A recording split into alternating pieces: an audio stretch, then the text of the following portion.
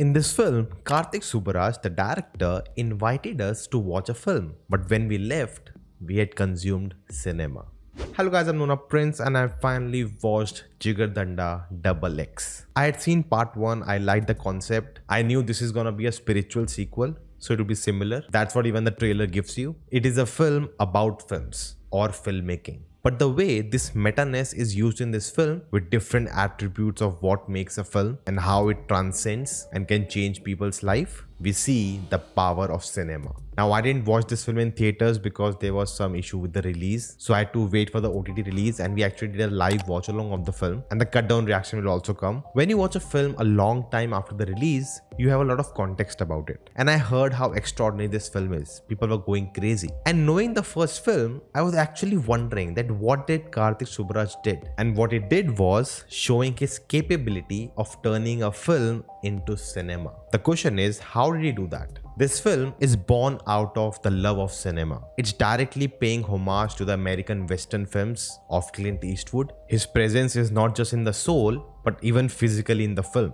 He literally shows up. And I think on Twitter it was shared that he knows about the film and he'll be watching it soon. And that's pretty exciting. And this film has its reference, how the story will follow. You have to make a tightly engaged thriller gangster drama. And there'll be a lot of twists and turns just like the first one. And it will be highly entertaining, paisa vasool verra level. Every ingredient possible is present and you just have to present it. That's it. But Karthik Subbaraj decides that he wants to leave a lasting impact. And he uses the opportunity this film provides to actually not just talk about what cinema can do, but show us the power it holds, the impact it can have. He uses the meta-ness not for cheap thrills, but to elevate the narrative. And I adore that. It's not easy to make such film because there are easier way out. And whenever there are easier alternatives, it becomes hard to take the difficult route because there will be a lot of uncertainty. But to stick to it throughout deserve guts. And you can see that throughout the film. We see how the medium of cinema can be a non-violent weapon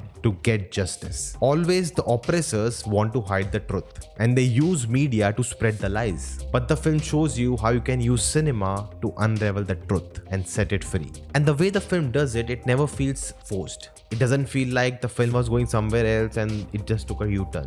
No. And that happens in many cases, where just because the director wanted to make a point, he twisted the narrative to force fit it. But here, it's done in such an organic way. And that is accomplished through the world building, which is very well done in the first 15 minutes. Each character is set up perfectly. What are their motivations? Which are two different groups? What they want? The politics. How cinema is used in that politics. Everything is so to the point. And then we get our two main characters, performed so well by Raghava Lawrence and Suryah. You can see so much thought has gone into the writing. It's just brilliant. The first frame of the film says, you don't choose art, art chooses you. And we see that through how these two characters' lives are intertwined. One character does something, it impacts the other character. Then that character does something, it impacts the first character. And it keeps happening. And the actions of both these characters lead to what happens in the film. If you just change one action in the film, the story changes altogether. By the interval, it is set up as if it's 1v1, both the characters against each other. But the real game Karthik Subbaraj is playing is actually of the first and the second half. The first half makes us believe, oh, it's just about these two characters. Their tussle. They both want to accomplish something and that's the story. They'll do that. But no,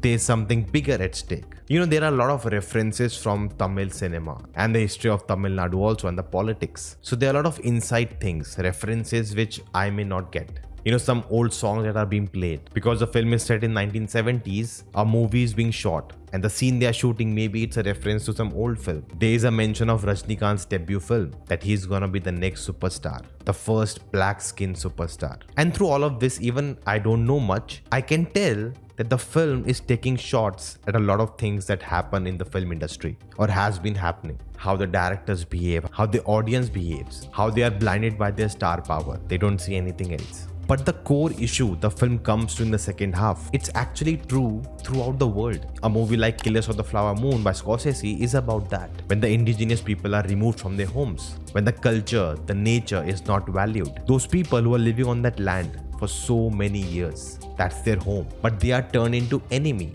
because someone in power wants their resources, because they just want to make money and more money. And these people at power just sit away somewhere in their fancy office and try to control everything with their strings. But at the ground zero, it's the innocent people who suffer. They just want to create a scenario where people are just fighting amongst each other, and through that, they are gaining the benefit. You know, when you really do a deep dive in the history of the world with all the conflicts that have happened and are happening, at the core you'll find this only: that's all just a business. Everything in the world happens because someone is gaining from it. Because if no one was gaining from it, it wouldn't be happening. And the film shows all this in such a non-preachy way. It's hinted at many points in the first half, but we see the true picture in the second half. And the climax is so bold. Why? Because in most films, the hero will save the day. That's what the audience want to see. Because they know all these things happen in real world and they just want to escape it. They're tired. They come to theaters to escape from all of that, to just have a good time for at least 2 to 3 hours. But Karthik Subbaraj doesn't do that.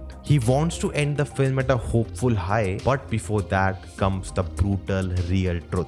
A heart-wrenching scene, a wrong that leaves you shocked, and after that he ends the film with a cathartic justice for my boy. And that is achieved through the power of cinema, what it can do, how it can set truth free, and that leaves a big impact on everyone.